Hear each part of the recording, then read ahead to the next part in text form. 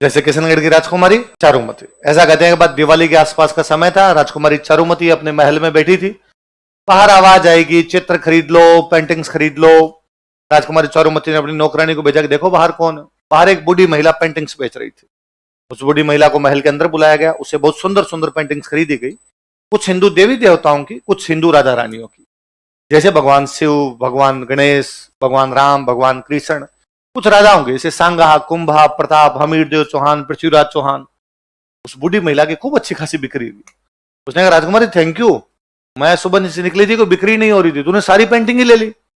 अब मेरे पास एक बड़ी सी पेंटिंग और है, ये तुम ले लो तो मेरा तो बाहर उतरे। राजकुमारी ने कहा दिखाओ वो कौन सी पेंटिंग है। उसने एक बड़ी सी पेंटिंग दिखाई। राजकुमारी ने कहा पर ये कौन? अरे कि तुम इनको नहीं जानती, शहंशाह हिंदुस्तान मुगलिया सल्तनत के बादशाह आलमगीर औरंगजेब खुद है। उसने कहा अच्छा औरंगजेब है कि हाँ दे दे, ये पेंटिंग भी दे दे।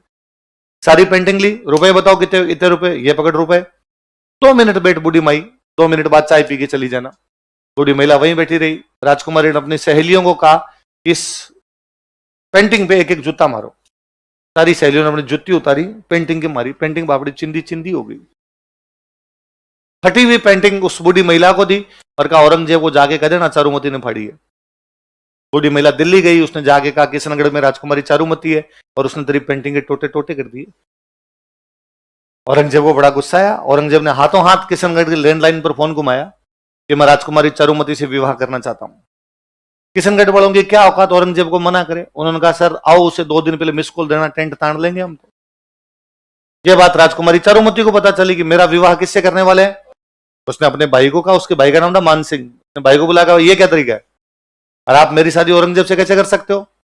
अबे औरंगजेब बड़ा राजा है, हम नहीं करेंगे, वो हमला करेगा। उसने कहा क्या तुम हमले से डरते हो, क्या तुम मरने से डरते हो? मान सिंह ने कहा मरे नहीं डरते, मरने से लड़ाई से तो कोई डर नहीं लगता, तो लड़ लो। ने कहा बात ये नहीं है, औरंगजेब की जब सेना लड़ने के लिए आएगी तो साधारण जनता की लड़कियों को उठा के लेके जाएगी। राजा का पहला कर्तव्य जनता की रक्षा करना होता है। यदि इन लोगों की बहन बेटियों की रक्षा के लिए हमें तेरी शादी करनी पड़ेगी, हम करेंगे। उसने गुस्से में आकर ऐसे तुम मेरी रक्षा नहीं कर सकते तो मैं खुद कर लूंगी। तो भाई ने कहा कर ले। अब राजकुमारी चारुमती को लगा अपनी रक्षा कौन करे, और उसे याद आया कि एक दिन टीवी पर एड आ रहा था, यदि किसी राजकुमारी से औरंगजेब जबरदस्ती शादी करना चाहता हो तो टोल फ्री नंबर पर कांटेक्ट करे। और उसने राज सिंह जी के पास मैसेज किया कि जिस प्रकार भगवान कृष्ण रुक्मणी का हरण करके ले गए थे, इसका हरण करके ले गए थे, उसी प्रकार आप मेरा हरण करके ले जाइए और मुझसे विवाह कर लीजिए। राज सिंह जी के पास ऐसे मैसेज आते ही रहते, टोल फ्री नंबर पे कोई मैसेज कर देता है। राज सिंह जी ने पहले डीपी चेक की, उनका ठीक है डन, शादी का कार्ड भेजो, कब है तुम्हारा ब्याह, मैं आ जाऊंगा। अब राज सिंह जी ने औरंगजेब को मैसेज किया, औरंगजेब वो तुम किशनगढ़ ब्याह करने के लिए जा रहा था? उसने कहा हाँ, तो मत जाना, वहां मैं करूंगा शादी। इससे थोड़े दिन पहले अपने एक जगह पड़ी झीलवाड़ा, झीलवाड़ा के पास में एक जगह पड़ती है रूपनगर। कौन जगह है? रूपनगर की एक राजकुमारी जिसका नाम था चंचल कुमारी। क्या नाम था? औरंगजेब चंचल कुमारी से शादी करना चाहता था, राज सिंह पहले जाके शादी करके आ गया। औरंगजेब ने कहा ये क्या तरीका है, मतलब चंचल कुमारी से भी तू करके आ गया, चारुमती से भी तू कदे एस फूलते ना, ये नहीं होने दूंगा मैं। तो राज सिंह जी का लड़ाई कर लेंगे, आगे कोई बात नहीं, लड़ाई हो जाएगी। तो औरंगजेब ने कहा सेना लेके आऊंगा, लड़ाई करेंगे, जो जीतेगा उसकी शादी चारुमती से होगी। शादी का दिन नजदीक आया, तो राज सिंह जी ने अपने मंत्री इकट्ठे किए और इकट्ठे करके कहा कि इस समय एक गंभीर संकट है हमारे सामने। मंत्री ने पूछा हाँ साहब बताओ। वह एक अबला नारी हमें पुकार रही है। मंत्री मन ही मन सोचा कि आपको आजकल हर तीसरी अबला नहीं लग रही क्या?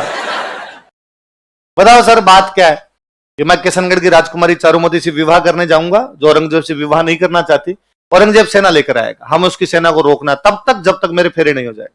जैसे मेरे फेरे संपन्न होंगे मैं खुद लड़ने के लिए आ जाऊंगा। मंत्री ने कहा सर आवश्यकता ही नहीं है, आप तो शादी करके आराम से मेवाड़ वापस पधारना, औरंगजेब की सेना को हम अजमेर से इंच नहीं हिलने देंगे, हम लड़ लेंगे वहां पर। डन तय हुआ। राज सिंह जी शादी करने के लिए जाएंगे किशनगढ़, सेना लड़ने के लिए कहां पर जाएगी? अजमेर।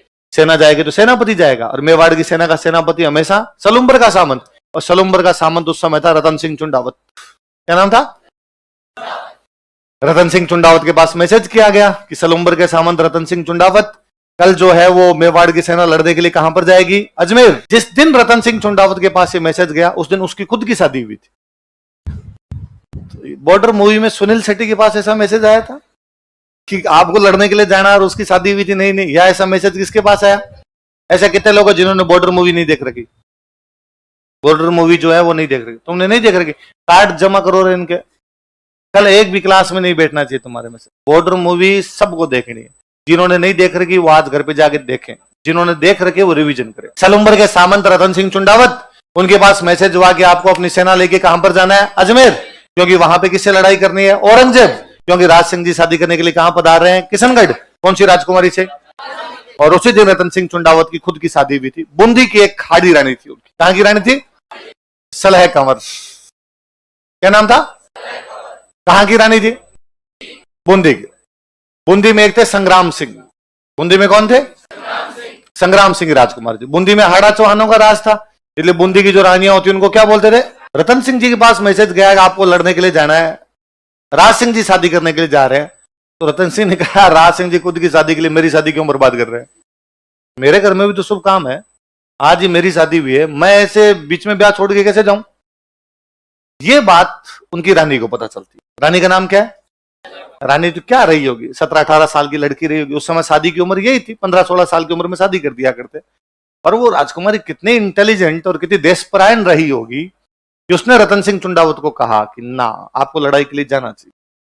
शादी ब्याह सब अलग, देश के लिए लड़ना सबसे बड़ा काम। कर्तव्य से बढ़कर इस दुनिया में कुछ भी होता, ड्यूटी इज ड्यूटी। ड्यूटी ये कहती है कि मेवाड़ की हरावल में हमेशा सलुम्बर का सामंत जाएगा, और इस समय सलुम्बर के सामंत आप रतन सिंह चुंडावत हो, तो आपको जाना चाहिए।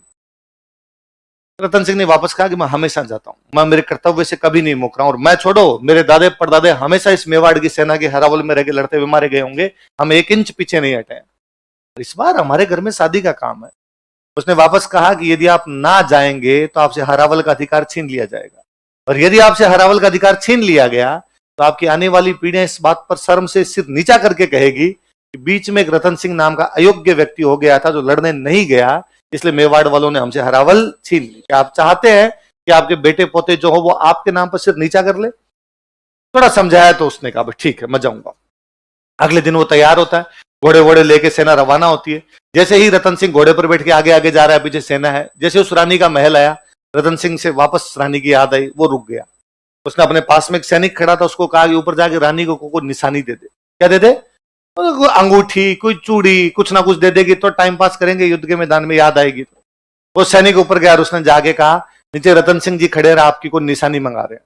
वो 15-16 साल की लड़की पुनः सोचती है कि जो व्यक्ति जाने में आनाकानी कर रहा है, इस बात की क्या गारंटी है कि वहां पे लड़ पाएगा? यह भी तो हो सकता है कि वहां से बीच में भागकर वापस आ जाए। और आने का कारण क्या रहेगा? मैं कारण रहूंगी कि मेरे कारण वो भाग के आ गया था। उस राजकुमारी को पुनः लगा यदि देश की कर्तव्य में मैं बाधा बनती हूं तो ये शरीर, ये सुंदरता, मेरा होना किस कारण है? इसका मतलब क्या निकलता? मेरा अस्तित्व का क्या मतलब है यदि देश की रक्षा नहीं हो पाए? उसे लगा कि यदि मेरा पति मेरी वजह से नहीं जा पा रहा है तो मुझे नहीं रहना चाहिए। उसने अपना सिर काट के दे दिया था। चुंडावत मांगी सेनानी, सर काट दे दियो सतराण। जब वो गर्दन लेके और नीचे पहुंचा तब तो रतन सिंह होश फाकता होगा, उसको लगा ब्लंडर कर गया मैं। और अब क्या किया जा सकता था? अब पछताए हो तो जब रतन सिंह वो राजकुमारी जी उसके जो बाल थे उसको अपनी गर्दन में बांधता है, उस लटकाता उसकी गर्दन को। उस अजमेर वाले युद्ध में इतना भयंकर लड़ता है कि अजमेर में औरंगजेब की सेना को इंच नहीं जाने दिया था, उसने मार मार के वहीं से भगा दिया था। उस लड़ाई में लड़ता हुआ रतन सिंह काम आता है। राज सिंह जी चारुमती से शादी करके मेवाड़ पधारते हैं। उस शादी के काफी दिन बाद में राज सिंह जी चारुमती के साथ में राजसमंद झील की पाल पर बैठे हैं और उस युद्ध की कहानी सुना रहे हैं कि अपनी शादी से पहले क्या हुआ था। और राज सिंह जी कहते हैं, ओ रतन सिंह चुंडावत अजमेर में लड़ता हुआ मारा गया। राजकुमारी चारुमती, रानी चारुमती कहती, अरे उसके बाद क्या हुआ? राज सिंह जी कहते हैं, वो दोनों मारे गए इसलिए हम दोनों साथ बैठे हैं। उस दिन वो ना मारे जाते तो आज हम दोनों साथ बैठते। देश का इतिहास ऐसे अनगणित कहानियों से भरा पड़ा है।